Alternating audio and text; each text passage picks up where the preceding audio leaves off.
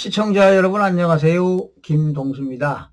자, 이 시간에도 양도소득세 실수 사례를 하겠는데요. 벌써 12번째 시간이네요. 자, 오늘 사례도 상당히 중요한 내용이 되겠는데요. 자, 사람이 살지 않는 시골주택이 있어요. 시골주택도 주택수에 포함됩니까? 하는 건데 당연히 포함됩니다. 그래서 다른 주택을 양도시에 1세대 1주택 비과세를 적용받지 못하는 사례. 자, 여러분이 일반 주택 하나 가지고 있고요. 시골에 살지 않고 있는 시골의 주택이 하나 있어요. 그렇다면 1세대 2주택이 된다는 겁니다. 자, 사례를 한번 보시겠습니다. 2009년도 7월에 시골에 있는 A주택을 취득했습니다. 증여받았습니다. 부모로부터. 연세가 많으신 부모로부터 시골집을 증여받았습니다. 자, 그런데 2018년 1월에 B주택을 취득했습니다. 6억에. 그리고 2023년 11월에 한 5년 가지고 있었죠? 그리고 이 B주택을 양도했어요. 12억에. 그러면 나는 지금 시골에 있는 그 주택을 증여받은 거고, 그런데 나는 2018년도에 B주택을 사가지고 이걸 5년 가지고 있다가 양도했습니다. 그러면 나는 이거는 1세대 1주택, 시골주택은 주택수에 포함이 안 되기 때문에 나는 1세대 1주택으로 보아서 팔고 비과세 신고를 했는데 비과세가 안 되더라, 이런 얘기입니다. 자, 보세요. 김국세 씨는 2018년 1월에 서울 강동구 소지하는 B주택을 6억 원에 취득하고 2023년 11월에 12억 원에 양도를 했습니다. 세금 내야 되는 거예요. 보세요. 시골에 방치되어 있는 주택입니다. 방치되어 있어요. 시골 주택인데 누가 살지 않습니다. 그 주택이 주택수에 포함되지 않는 것으로 잘못 알고 본인이 거주하던 B주택을 양도한 후 1세대 1주택 비과세를 신고하였으나 시골주택도 주택수에 포함되어 2주택자에 해당하므로 B주택 양도시 비과세를 적용받지 못했다. 이거 얼마나 억울합니까? 시골에 주택이 있는데요. 누가 사용하지도 않아요. 빈집입니다. 빈집. 그래도 주택이란 얘기입니다.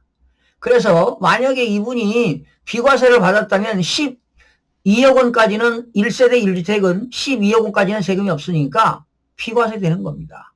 그런데 미적용을 했기 때문에 세금이 1억 8,900만 원이 이 세금을 부담하게 되는 겁니다. 얼마나 억울합니까? 자기는 양도할 때 세금이 없는 것으로 생각했는데 나중에 이런 1억 8천, 2억 가까이 온 세금을 내려고 하면 얼마나 속이 아프겠냐고요. 우리나라 소득세법에서는요, 주택으로 사용하던 건물을 장기간 공가 상태로 방치했습니다. 오랫동안, 장기간. 주거용으로 사용하지 않는 경우에도 공적인 장부의 주택입니다. 주택으로 등재되어 있으면 주택수에 포함된다. 공가, 누가 살지 않는 것이지요. 다만 사실상 주거로서 기능이 상실된 폐가입니다. 폐가.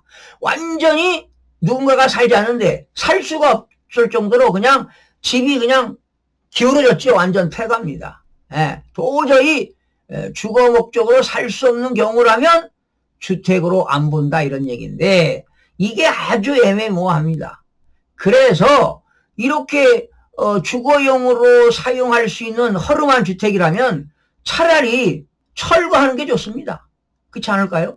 철거해버리면 그냥 대지가 되잖아요. 대지. 땅이 된단 말이죠. 나대지가 되는 거지요.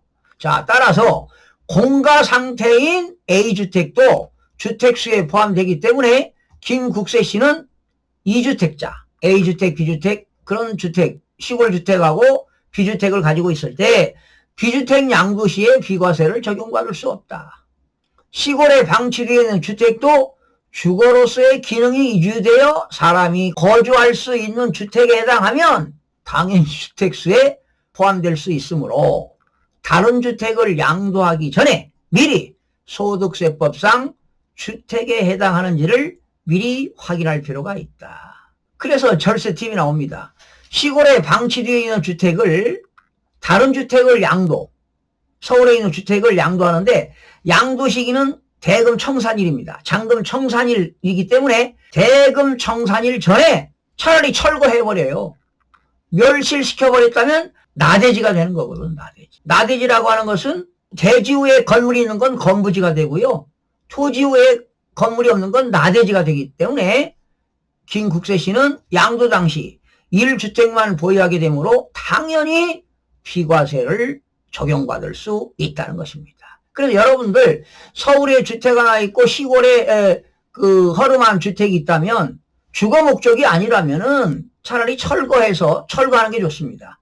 예.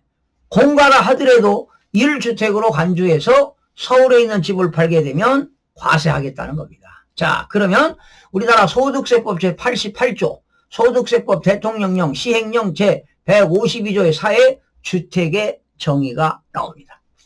주택이라는 것은 건축법에 의해서 허가 여부에 관계없습니다.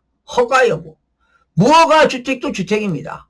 허가 여부나 공부상 용도 구분과 관계없이 세대의 구성원이 가족들이 독립된 주거 생활을 할 수 있도록 구조가 되어 있다. 일정한 그 구조를 갖추어 주거용으로 사용하면 당연히 주택으로 보겠다라는 겁니다.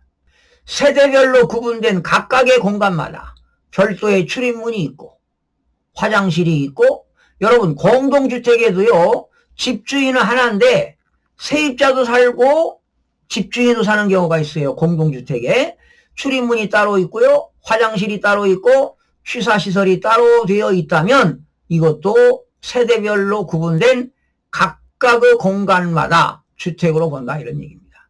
그런데 그 사용 용도가 분명하지 않다.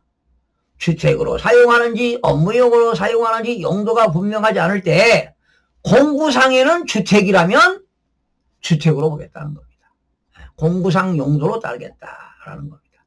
사용 용도가 분명하지 않을 때 공구상 용도, 공구라고 하는 건 공적인 장부의 주거용이다 라고 한다면 주택이란 얘기죠. 업무용이다 그러면 점포란 얘기입니다. 그래서 주택과 점포는 구분이 된다. 자, 관련 사례 하나 소개하겠습니다. 여기 보세요. 노후화되거나 방치된 주택도 주택에 해당한다고 보는 사례가 나왔습니다. 조세 심판원에서 나왔죠. 쟁점주택은요 67년경 자 지금으로부터 57년 전 얘기입니다. 57년 전에 지방자치단체로부터 주택용도로 사용 승인 그러니까 57년 전에 주택으로 사용 승인을 받은 겁니다. 그리고 실제 주택으로 사용했고요. 그런데 21년까지 쟁점주택의 개별주택 가격이 공시될 뿐만 아니라 2021년 4월 30일 현재 기준시가라고 하는 건 국세청장이 고시한 금액인데요. 기준시가가 7,760만 원으로 확인됐대요. 청구인과 처분청이 제출한 쟁점주택을 촬영한 사진들을 보면 쟁점주택의 외벽과 내벽 그리고 내부의 문 등이 대체로 온전한 외곽 및 형상을 유지하고 있어서 주거 기능이 유지되고 있다고 본다. 쟁점주택 내부에 위치한 개수대와 선반 등이 부분적으로 훼손되기는 하였으나 대부분 원형을 유지하고 있으므로 적어도 쟁점주택은 이권주택을 양도할 시 주거로서의 기능을 상실한 상태라고 보기 어려운 점 등에 비추어 쟁점주택은 이권주택을 양도할 당시 사람이 거주할 수 있는 주택에 해당한다 하겠으므로 청구인 주장을 받아들이기 어렵다고 판단한다. 그러니까 청구인은 그 주택에 대한 쓸모가 없다. 오래돼가지고 67년도에 사용 승인돼가지고 57년 된 거라 주택으로 기능을 할 수 없다고 했는데 과세관청은 주택으로 본다. 주거 기능을 상실한 상태라고 보기가 어려워서 그 주택에서 사람이 거주할 수 있다고 보기 때문에 주택으로 인정돼가지고 그 시골에 있는 공가주택과 그리고 서울에 있는 주택을 양도했을 때 주택으로 보아서 1세대 2주택으로 보아서 서울주택을 양도하면 과세하겠다 이런 얘기입니다. 또 수원지방법원 판례가 있는데요. 판결 난 게 있는데 원고들이 양도할 당시 이 사건 주택들은 주거용으로 잠재적 기능을 여전히 보유하였던 것으로 보이고 철거가 예정되어 거주자가 그 집이 이제 철거가 예정돼 가지고요. 살고 있던 사람이 모두 퇴거하고 지금 수도라든가 전기가 끊기고 주변에 차단막이 설치되어 있다 하더라도 주택에 해당한다고 봄이 타당하다. 주거 기능이 가능하다기 때문에 그렇습니다. 살 수 있기 때문에 사람이 이렇게 본다는 겁니다. 자, 그런데 외외적으로 시골의 주택이라 하더라도 완전히 읍면지역에 있는 농어촌 주택에 대한 특례 규정이 있습니다. 이거는 조세특례제한법 제99조의 사인데요. 자, 사례를 하나 소개하겠습니다. 2005년 1월에 일반 주택을 취득했습니다. 그리고 2019년 1월에 시골에 있는 읍면지역에 있는 농어촌 주택을 취득했습니다. 그리고 2023년에 한 몇 년입니까? 한 8년 후에 일반 주택을 양도했다면 이건 비과세가 됩니다. 그러니까 서울에 여러분 일반 주택이 있고 시골의 농어촌 주택 특례 규정에 해당하는 농어촌 주택이어야 돼. 농어촌 그냥 시골이 아니라 시골에 있는 주택하고 농어촌 주택하고 달라요. 농어촌 주택 특례에 해당한다면 일반 주택 팔 때 비과세가 된다. 그럼 보세요. 1세대가 한 개의 농어촌 주택을 취득해가지고 3년 이상 보유해야 돼요. 농어촌 주택을. 그리고 농어촌 주택 취득 전에 보유하던 일반 주택을 양도할 때는 농어촌 주택은 1세대의 소유가 아니므로 1세대 1주택 비과세를 적용한다. 그런데 시골에 있는 농어촌 주택은 취득기간이 2023년 8월 1일부터 내년까지입니다. 2025년 12월 30일 기간인데 이게 아마 올해 가면 또 뭐 2026년까지 이렇게 연기될 수도 있습니다. 조세특례 제한법은 해마다 개정되기 때문에 그러나 올해 현재 기준은 내년도까지 농어촌 주택을 사는 사람들은 취득해서 3년 이상 농어촌 주택을 보유했을 때 일반 주택 팔면은 세금을 비과세하겠다 이런 얘기입니다. 그런데 이때 조세특례 제한법에 의해서 농어촌 주택의 요건이 충족돼야 돼요. 뭐냐? 취득 당시 다음에 해당하는 지역의 최한 주택입니다. 예. 그러면 뭐냐? 농어촌 주택 요건입니다.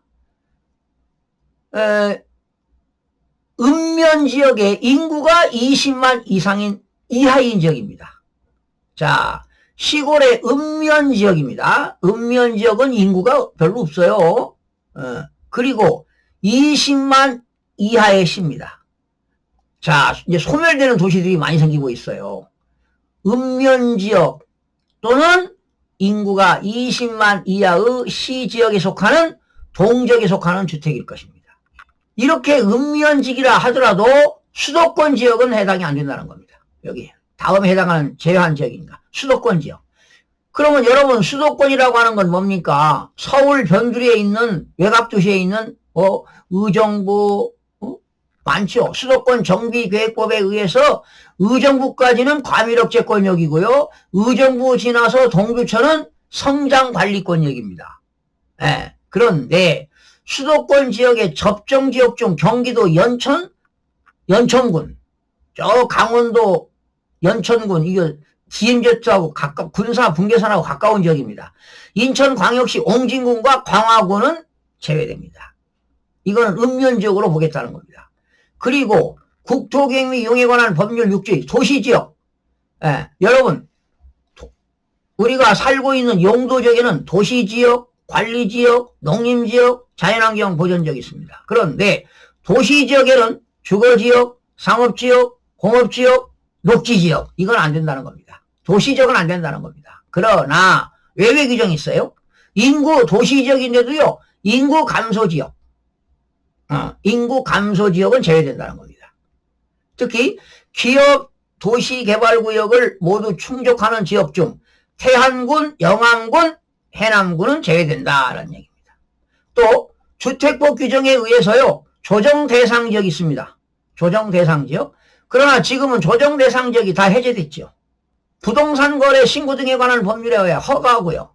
여러분 이 말은 우리가 토지를 그 거래할 때는 시장군수구청장한테 허가를 받아야 돼요. 허가구역이 있습니다. 예. 부동산 거래 신고 등에 관한 법률에 의하여 허가구역은 토지 거래를 할 때는 시장군수구청장한테 허가를 받아야 된다. 이런 건 안 된다는 겁니다. 관광진흥법에 의한 관광단지도 해당이 안 됩니다. 그리고 시골에 있는 농어촌 주택은요, 대지 면적이 660제곱미터 이내이어야 하는데 이게 바뀌었어요. 2021년 1월 1일 이후에 양도분부터 대지 면적은 요건이 삭제됐습니다. 그러니까 660제곱미터가 대지, 집을 질 수 있는 대지 공간입니다. 대지 면적이 660제곱미터 요건이 삭제되었다라는 겁니다. 그리고 시골에 있는 농어촌 주택은 주택 및 부속토지 취득 당시 국세청 고시가격입니다. 기준시가가 3억 원 이하여야 되고요. 한옥입니다. 한옥은 기준시가가 4억 원 이하일 때 농어촌 주택에 해당이 됩니다. 그리고 농어촌 주택은 일반 주택이 소지하는 읍면지역이 아닌 곳입니다. 그러니까 읍면지역에도 일반 주택들이 있는 지역 있잖아요. 농어촌 주택이 아니라. 이런 것이 아닌 곳에 농어촌 주택을 취득할 것. 그러니까 여러분, 이 읍면지역에도요, 도시지역이 있어요. 도시지역. 도시지역에 읍면지역이라 하더라도 도시지역에는 주거지역, 상업지역, 공업지역, 녹지지역이 있다는 겁니다. 이런 건 안 된다는 겁니다. 순수한 농어촌 주택이어야 된다는 겁니다. 자, 조건이 까다롭죠. 관련 사례 두 번째를 보시겠습니다. 마지막입니다. 농어촌 주택 특례 대상에는 여기 별도 세대원으로부터 증여받은 주택을 포함한다. 자, 이 말은 아버지하고 나하고 별도 세대입니다. 세대가 분리되어 있어요. 이런 상태에서 아버지로부터 증여받은 경우입니다. 별도 세대원으로부터 증여받은 주택입니다. 1세대가 2003년 8월 1일부터 2011년 12월 30일까지인데 지금 연장돼 가지고 2025년 12월 30일까지 기간 중에, 그러니까 내년까지입니다. 조세특례제한법에 의하여 일체의 주택, 농어촌 주택을 취득하여, 그런데 증여받은 것도 포함됩니다. 3년 이상 농어촌 주택을 취득해가지고 3년 이상 보유하고 농어촌 주택을 취득하기 전에 보유하고 있던 일반 주택을 양도할 때는 비과세 규정을 적용합니다. 자, 다시요. 내가 일반 주택을 이미 가지고 있는데 시골에 있는 농어촌 주택을 취득하거나 시골에 있는 농어촌 주택을 누구로부터? 별도 세대원으로부터, 나하고 아버지하고 세대가 다른 별도 세대원으로부터 증여받은 주택을 받았을 때 농어촌 주택에 해당한다는 겁니다. 이런 경우는 일반 주택을 양도해도 비과세가 된다는 것입니다. 그런데 다만입니다. 내가 일반 주택을 구입하지 않고 시골에 있는 농어촌 주택을 먼저 취득했어요.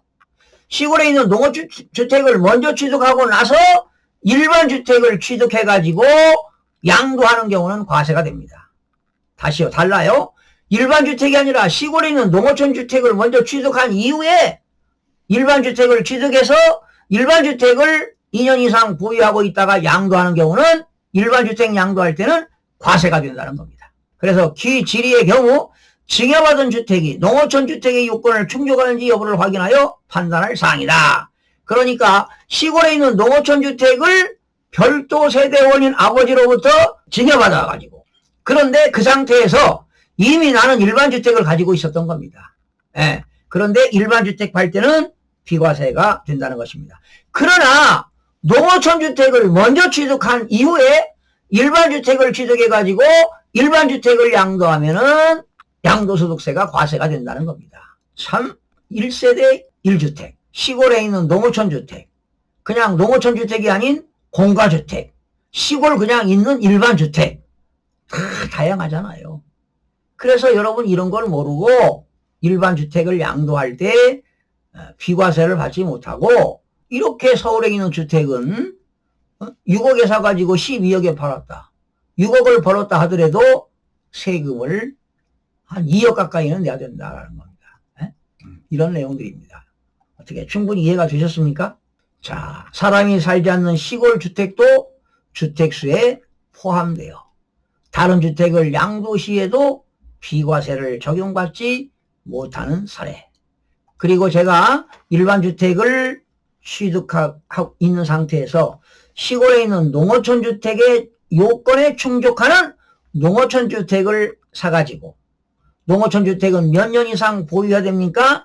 3년 이상을 보유한 상태에서 일반 주택을 양도할 때는 비과세 한다라는 것입니다. 이해가 되셨죠, 여러분? 자, 혹시라도 의문사항이 있고 질문사항이 있으시면 여러분 댓글에 올려주시면 여러분 늘 그 사례를 가지고 또 방송을 진행하도록 하겠습니다. 시청해주신 여러분 고맙습니다. 구독과 좋아요, 알림 설정을 누르시면 더 많은 정보를 얻을 수 있습니다.